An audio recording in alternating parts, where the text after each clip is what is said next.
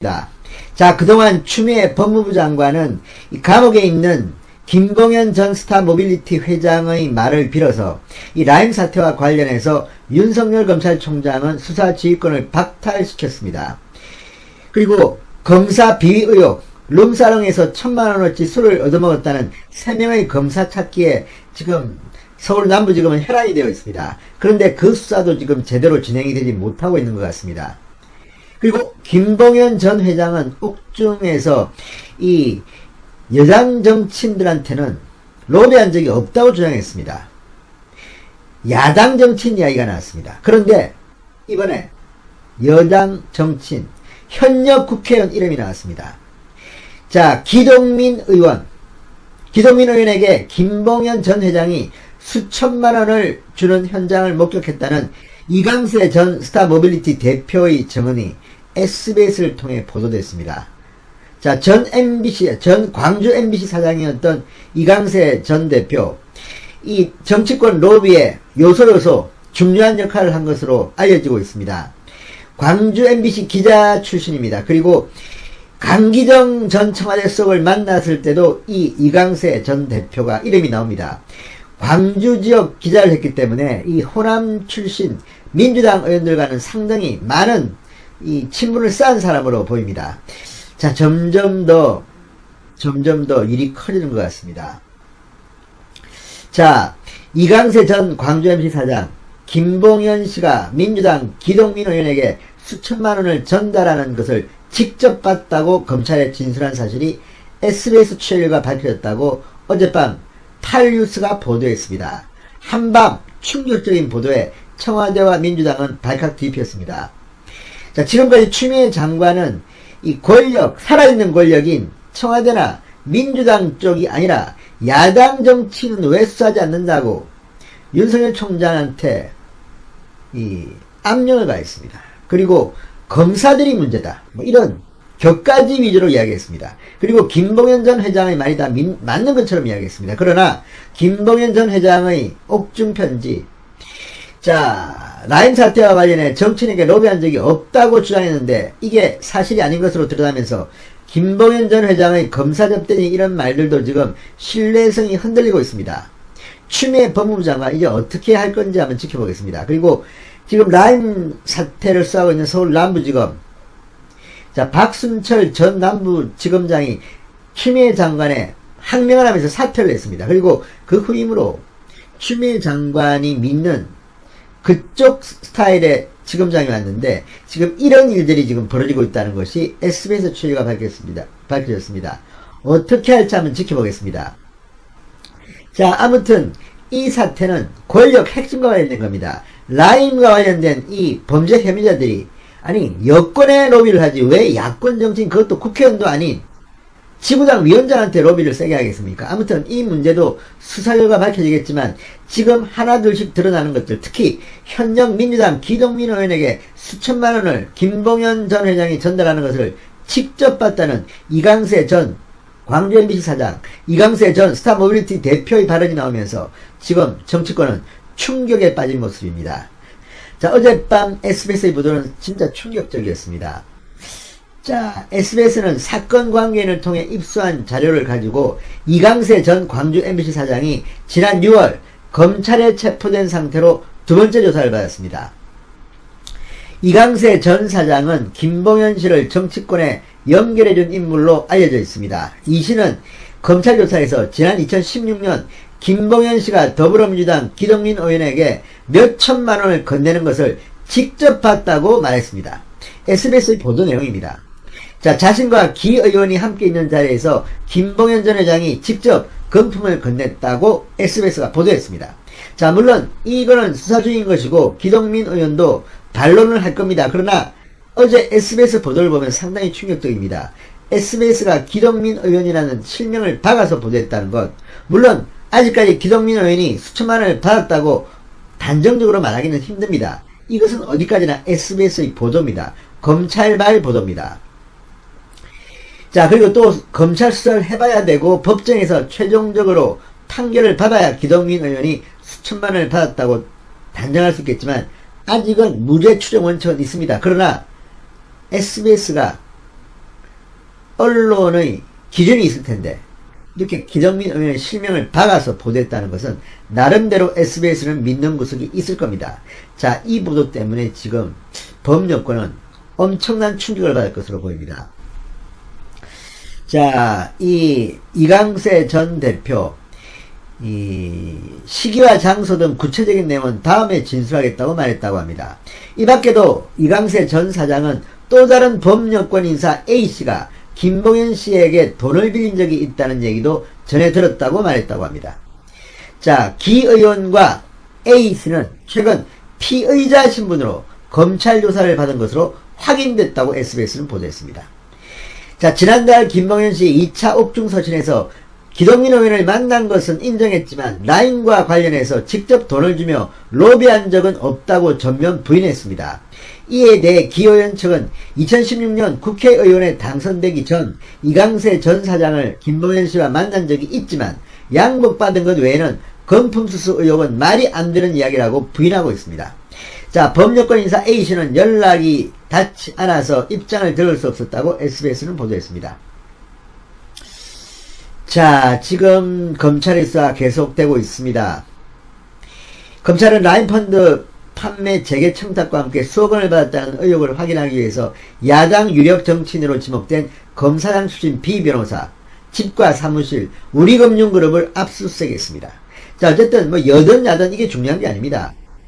엄청난 피해를 입힌 1조 6천억 원대의 피해를 입힌 이 사기사건, 4,000명이 넘는 피해자가 나온 이 사건의 문제가 있는 사람은 다 검찰이 수사를 해야 됩니다. 이게 무슨 권력이냐 아니냐 야당이냐가 중요한 게 아닙니다. 어쨌든 검찰이 기동민 의원을 이렇게 수사하고 있다. 이미 조사했다. SBS 보도가 맞다면 청와대와 민주당은 이제 할 말이 없을 것 같습니다. 추미애 장관은 이처럼 라임 사태에서 살아있는 권력에 대한 이야기는 하지 않고 그동안 서울남부지검이 이렇게 수사를 제대로 하지 않았냐는 것은 이야기하지 않고 애꿎은 윤석열만 잡으려고 지금 안달이 나는 게 아닌가 하는 비판을 받고 있습니다. 검찰 비위 의혹 수사도 지금 지지부진합니다. 아니 시간이 왜 이렇게 걸립니까?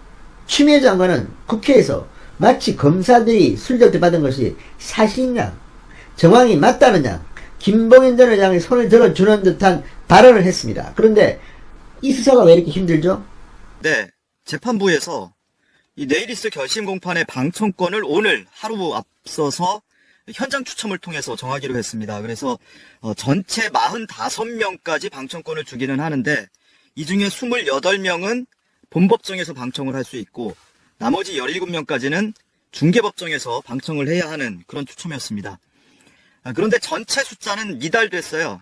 45명을 채우지 못했고 38명이 오늘 응모를 했는데요. 이 중에 그러면 28명까지는 본법정, 나머지 10명은 중개법정이 되는 거죠. 그래서 본법정에 입장 가능한 방청권을 추첨을 했는데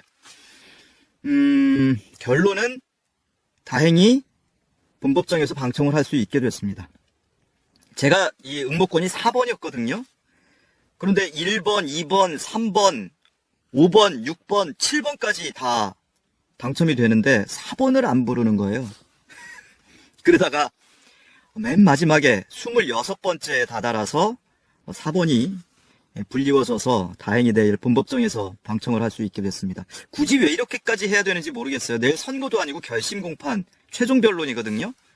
그런데 지방에 있거나 아니면 내일은 일정을 뺐더라도 오늘 일정이 안 되시는 분들은 응모를 할 수가 없으니까 인터넷으로 하는 것도 아니고 현장에 와서 응모를 하고 해야 되니까 이틀씩이나 이렇게 시간을 빼야만 이 방청이 가능하다는 얘기인데 굳이 왜 이렇게까지 하지? 참 하여튼 의아스럽기는 합니다. 어쨌든 다행히 방청권은 받을 수 있게 됐고요. 오늘 전해드릴 말씀은 어제 조국 전 장관 이 법정에서 굉장히 중요한 대목이 있었는데 이것을 제가 정확히 메모를 하지를 못했어요. 아무래도 받아줬는 속도가 사람이 이야기하는 것보다 느리다 보니까 워딩을 정확히 받아 적지 않으면은 함부로 섣불리 말씀드리기 좀 어려운 대목이 있어서 오늘 추가 취재를 통해서 확인된 사항을 여러분께 공유를 해드리려고 합니다. 유재수 감찰무마 사건에 대한 공판이 지금 진행 중이죠. 전체 얼개를 보면 당시에 2017년 연말입니다. 당시에 민정수석이 청와대 민정수석이 조국 전 장관이었고, 그 밑에 비서관들이 있죠.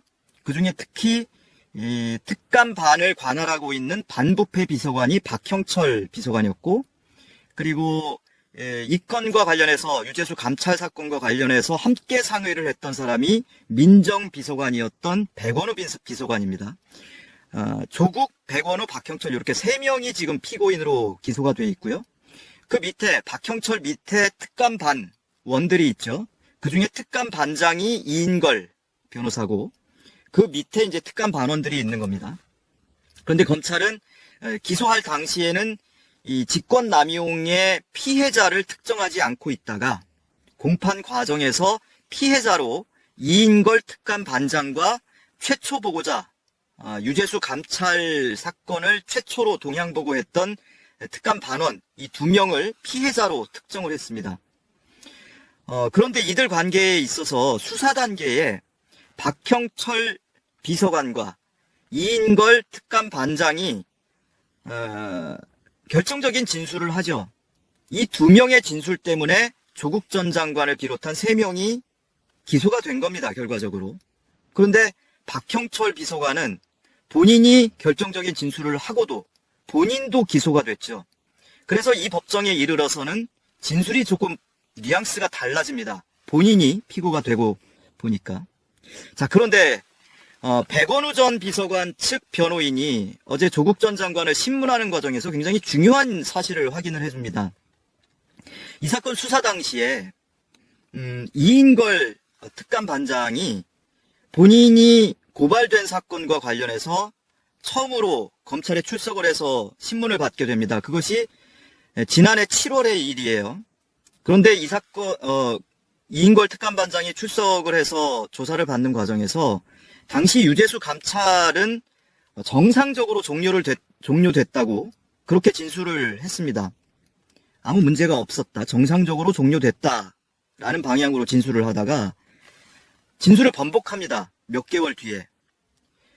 작년 11월에 이르러서 2번째 신문을 받는 과정에서 검찰에 출석을 해서 감찰이 비정상적으로 중단됐다라고 진술을 번복을 합니다.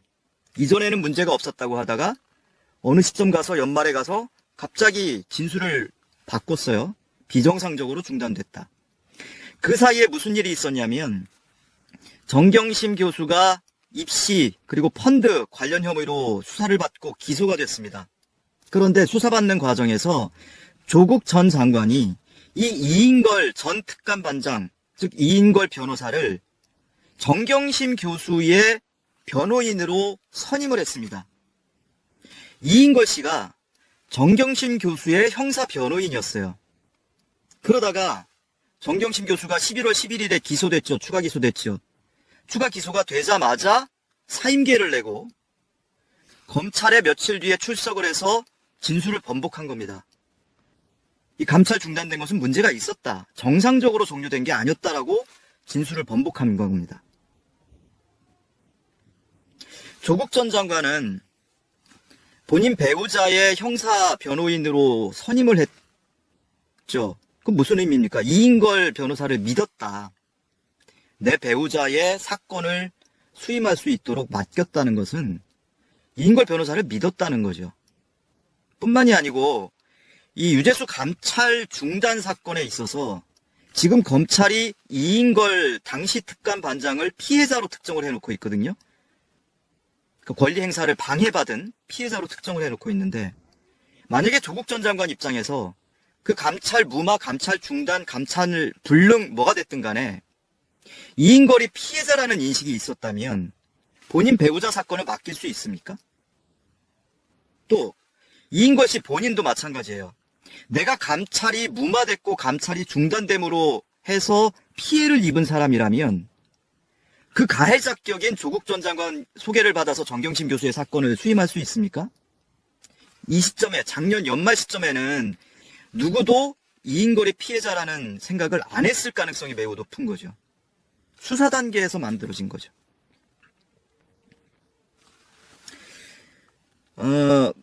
어쨌든 조국 전 장관의 소개로 이인걸 변호사가 정경심 교수의 사건을 맡아서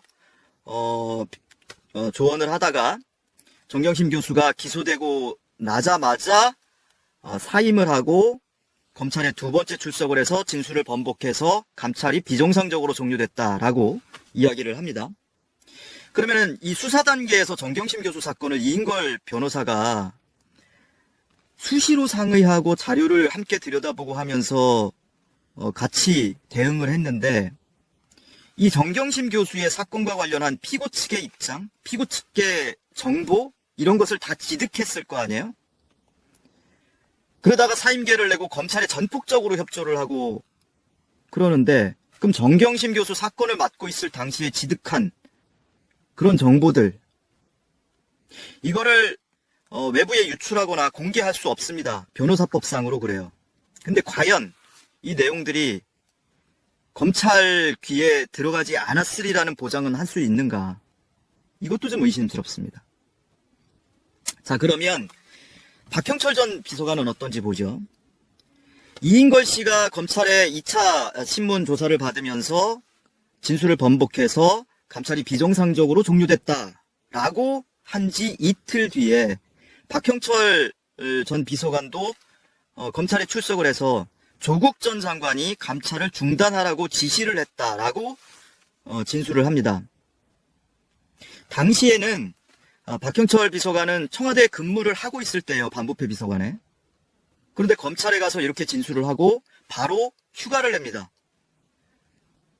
그리고 출근을 하지 않다가 3주 뒤에 사표를 내요. 그리고 청와대를 나오죠. 그런데 박형철 전 비서관이 검찰에 참고인으로 출석을 할 당시에 청와대 직원들한테 아무한테도 얘기를 안 했다는 거예요. 그러니까 비밀리에 출석을 했다는 거죠. 그리고 바로 휴가 내고, 그리고 본인이 사표를 낼 즈음에는 내가 형사 책임질 일은 없을 것 같다 라면서 본인이 기소되지 않을 거라는 확신을 갖고 있었다는 거죠. 이 사실은 이미 지난해 연말에 한겨레 21에서 보도한 바가 있습니다. 그런데 박형철 전 비서관은 검찰에 협조적으로 또는 검찰의 의도에 부합하는 그런 진술을 하고 그런 폭로를 하고, 그러고 청와대를 사표를 내고 나왔는데, 본인은 기소되지 않을 거라는 확신이 있었고, 정작 본인이 기소가 된 거예요. 올 1월에. 조국, 백원우 함께 박형철 기소가 됐죠. 본인은 피해자 코스프레를 했는데 어느새 본인이 가해자가 돼버렸네요. 그러니까 법정에 와서 아주 애매한 스탠스를 취하고 있습니다. 본인이 검찰에서 진술했던 것을 완전히 뒤집지는 못하고, 당시 감찰이 정상적으로 종료됐던 건 아니다 라는 입장은 유지를 하면서도, 그 당시에 유재수 씨가 속된 말로 잠수를 타는 바람에 더 이상 할 수 있는 게 없었다. 그리고 유재수 씨의 후속 처리와 관련해서 사표를 받는 선에서 정리를 하자라는 것에 대해서 본인도 동의를 했다. 그리고 본인이 이인걸 특감 반장에게도 사표 내는 것으로 정리를 했다. 이 선에서 정리를 하자라고 이야기를 했는데, 이인걸 특감 반장도 낙담하는 것 같기는 한데 특별히 토를 달지 않았다. 이의 제기하지 않았다. 이런 정도로 아주 애매한 스탠스로 바뀝니다. 그러면서 이 감찰의 개시 진행 종료의 권한은 오롯이 민정수석의 권한이고, 후속 조치를 어떻게 할 것인지도 민정수석의 권한이다.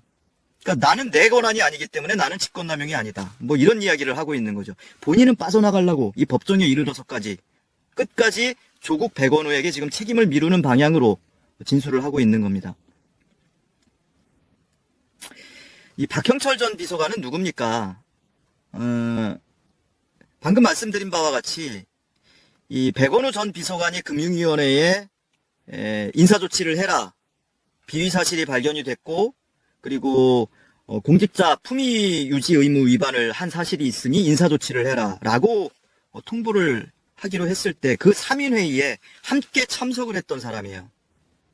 다만 이 자리에서 백원우 전 비서관은 박형철 전 비서관이 브리핑을 했다라고 했고, 박형철 전 비서관은 나는 나중에 불러서 가보니 조국과 백원우가 어떻게 처리할지를 결정을 해놓고 나한테는 통보만 했다, 이렇게 진술이 엇갈리고는 있습니다. 어쨌든 박형철 전 비서관은 나는 3인회의에서 자리엔 있었지만 적극적으로 의견 개진하거나 뭐 이러지는 않았다라는 거고요. 그리고 지금 검찰이 크게 문제 삼고 있는 것 중에 하나가 조국 전 장관이 민정수석 당시에 국회 운영위원회에 출석을 해서 이 사건과 관련한 유재수 감찰 사건과 관련한 답변을 하거든요. 근데 그 답변을 가지고 검찰은 허위 내용이다라고 주장을 하고 있습니다. 그런데 이 답변 내용을 처음 마련한 사람이 바로 박형철입니다. 본인이 논리 개발을 하고 본인이 어떻게 답변을 할지 초안을 만들었던 사람이에요. 그런데 허위다라고 검찰이 주장하고 있죠. 조국 전 장관 측에서는 그거는 사부적으로 판단하는 것이다. 당시에는 누구도 그것이 허위라고 생각하지 않았다라는 것이죠. 사후적으로 검찰이 그렇게 주장하고 있을 뿐이다라는 겁니다. 자, 뿐만 아니에요. 지금 말씀드린 박형철과 이인걸의 공통점은 뭡니까, 여러분? 가장 큰 차이점은 한 명은 피해자고 한 명은 가해자로 기소가 되어 있는 거죠. 공통점은 둘 다 검찰 수사 과정에서 조국 전 민정수석에 불리한 검찰이 원하는 답변을 했다라는 것이고, 또 하나의 결정적인 공통점은 둘 다 검찰 출신이라는 겁니다. 둘 다 검찰 출신이다. 자, 이 법정에 증인으로 출석을 했던 사람들은 이 사람들뿐만이 아니고요. 전 특감 반원들이 줄줄이 다 증인으로 불려 나왔습니다. 특히 검찰 출신들, 검찰 수사관 출신들의 전 특감 반원들이 줄줄이 불려 나왔는데, 이 사람들이 법정에 나와서 한 얘기는 일맥상통합니다. 당시 우리는 뭔가 더 해보고 싶었어? 더 할 수도 있었어? 감찰은 불능 상태가 아니야? 우리는 인터넷 서핑을 통해서 유재수한테 편의를 제공하고 금품을 제공한 업체와 관련해서 인터넷 서핑도 할 수 있었고, 그리고 유재수 씨가 자료 제공을 거부하고 있던 것 중에 미국을 드나든 항공권 결제 내역, 본인이 결제를 한 건지 아니면 제3자가 대납을 해준 건지와 관련해서 자료를 요구했는데 유재수 씨가 자료 제출을 거부하고 잠수를 탔거든요. 이것을 누가 결제했는지 확인을 하기 위해서 항공사 관계자로 하여금 이 결제 내역을 확인할 수도 있었어. 그런 아이디어도 갖고 있었어. 이런 이야기를 합니다. 그러니까 우리는 더 할 수 있는 게 있었는데 감찰을 그만하라고 해서 못한 것뿐이다 라고 이야기를 하고 있어요. 그런데 그런 거 하지 말라고 특감 반을 대통령 직제 규정의 명문화해서 비위첩보 수집, 사실관계 확인에 한정하여 할 수 있다라고 업무 범위를 한정을 해놨고요. 조국 전 장관도 기회 있을 때마다 밥 먹으면서 직원들한테 절대 과거 사직동 팀과 같이 오버하지 말고, 월권하지 말고, 권한남용하지 말고 신신당부를 했었다는 거 아닙니까? 검찰 출신, 검사 출신, 검찰 수사관 출신, 경찰 수사관 출신들이다 보니까 강제 수사권을 갖고 있는 그런 수사 활동을 십수년씩 수십 년씩 한 사람들일 거란 말이에요. 그러니까 그 관행이 몸에 배서 특감반에서도 그렇게 하면 안 된다. 특감반은 수사권 없고 영장 청구권도 없고 체포를 할 수도 없고, 당사자가 동의를 할 경우에 한해서 임의 동의 하에 사실관계 확인을 할 수 있는 그런 정도 권한만 있는 것이다. 과거 정권에서 경찰 수사관 출신들 모아다가 사직동에다가 사무실 차려놓고 민간인 사찰하고 정상적인 절차 밟지 않고 공직자들 뒤캐고 이런 것들이 늘 문제가 되었기 때문에 이 정부 들어서는 그 규정도 다듬고 수시로 교육도 하고 권한남용하지 말라고 그렇게 교육을 하고 있었던 거예요. 바로 항공사 관계자 통해서 민간인이 결제한 내역, 이거 사찰이 아니고 뭡니까? 민간인 사찰이 될 수도 있는 거예요. 이런 거 하지 말라고 했던 건데 이 사람들은 지금 법정에 나와서까지 우리가 그걸 할 수도 있지 않았을까? 그런 아이디어도 우리는 갖고 있었어. 감찰 더 할 수 있었어. 이러고 있는 거예요. 검사는 한 발 더 나가요. 검사는 유재수 씨한테 금품을 제공한 민간인이 있다면, 유재수 씨를 상대로 조사를 할 수 없는 상황이 됐다면 그 민간인을 상대로 조사를 했어야 하는 것 아니냐, 이런 이야기까지 합니다. 그거 하지 말라고요. 그것 때문에 늘 월권이고 민간인 사찰이고 이런 문제가 생기는 거라고요. 그러니까 검찰 출신들은, 또는 검사나 검찰 수사관 출신들은 그 관성을 아직도 못 버리고 법정에까지 끌고 와서 자기들 시각으로 지금 이야기를 하고 있는 겁니다. 자, 결과적으로 보면 박형철, 본인이 피고인이지만 피해를 주장을 했던 사람, 그리고 조국 전 장관과 백원우 전 비서관에게 모든 책임을 지금까지도 떠넘기고 있는 사람, 이인걸 특감반장, 정경심 교수의 사건을 수임했다가 기소되자마자 사임하고 검찰에 가가지고 진술 번복하고 비정상적으로 감찰 종료됐다. 이러고 입장 번복했던 사람. 둘 다 검사 출신이고요. 법정에 나와서 줄줄이 우리 더 할 수 있는 게 있었어요. 민간인 대상으로도 조사를 할까 아이디어를 갖고 있었어요. 이런 이야기를 했던 특감 반원들 다 검찰 수사관 출신들입니다. 이 사람들이 똘똘 뭉쳐서 당시 청와대 민정수석, 민정비서관을 궁지로 몰아넣고 있는 거예요. 거기서 끝났습니까? 이 사건을 과거 참여정부 인사들, 여권 인사들한테 뭐 외압이 들어오고 있다, 감찰 무마 청탁이 들어오고 있다, 구명운동이 일고 있다, 이런 진술을 주장을 계속하면서 청와대의 책임론까지 부각을 시키려고 했던 사건입니다. 청와대 압수수색 들어가고 단순히 민정수석, 민정비서관에서 끝나는 것이 아니고 여권 관계자들이 청탁을 했다, 압력을 넣었다, 이런 방향으로 수사 방향을 틀어서 청와대의 책임론까지 부각을 하려고 했던 바로 그 사건입니다. 다시 말하면 이 법정에서 전 검사, 전 검찰 수사관 출신들이 또 하나의 검난을 일으키고 있는 거다. 그런 생각을 안 할 수가 없어요. 이 사건은 이제 뭐 증인신문은 끝났고요. 이제 서증조사와 결심은 나중에 아마 선고 직전에 할 것 같고요. 서증조사만 남아있는 상태입니다.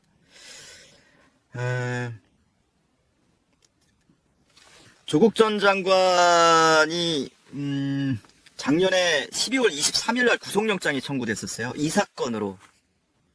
정경심 교수는 10월 23일에 구속영장이 발부돼서 구속이 됐습니다. 그리고 꼭 2달 뒤에 검찰이 바로 이 유재수 감찰무마 사건으로 조국 전 장관을 구속을 하려고 했었습니다. 통상은 배우자 중에 한 명이 구속이 되면 다른 배우자는 불구속 기소하는 것이 통례입니다. 이 관행까지 깨고 조국을 구속시키려고 했던 사건이 바로 이 직권남용 사건입니다. 그러고 한 발 더 나아가서 청와대 책임론, 여권 관계자 책임론까지 부각시키려고 했던 사건이 바로 이 직권남용 사건입니다. 그래서 법정에서 이 박형철 그리고 이인걸을 위시한 전 특감 반원들의 진술 증언을 청취하면서 이 법정에서 또 하나의 검난이 벌어지고 있구나 라는 생각을 하게 됐습니다. 말씀드린 바와 같이 어제 중요했던 대목은 백원우 비서관 측의 변호인이 조국 전 장관을 상대로 증인신문하는 과정에서 이 사건 수사 당시에 이인걸 씨가 어떤 과정을 거쳐서 진술을 번복했었는지 그 과정을 시간 순으로 이렇게 공개를 해서 이 부분이 굉장히 눈에 띄었고요. 정확하게 제가 워딩을 받아 적거나 기억을 하지 못해서 추가 확인을 거쳐서 여러분께 이 사실을 함께 공유를 해드립니다. 자, 오늘 소식은 이 정도로 마치죠. 내일은 정경심 교수의 최종 변론 그리고 구형이 있을 예정입니다. 이전에 한 차례 말씀드렸는데 미리 말씀드리자면 내일은 언론의 기사 제목이 검찰 정경심 교수 징역 몇 년 구형, 이 기사가 타이틀에 많이 보이실 거예요. 그것이 징역 1년이든 징역 10년이든 징역 20년이든 오롯이 검찰의 의견일 뿐입니다. 구형이라는 것은 선고하고는 전혀 별개의 검찰의 의견일 뿐입니다. 변호인 측의 의견은 전면 무죄입니다. 전면 무죄를 다투고 있는 사건이고 반면에 검찰은 본인들이 기소한 14개 혐의가 됐든 15개 혐의가 됐든 전면 유죄라는 전제로 구형을 하는 거예요. 그렇기 때문에 이것은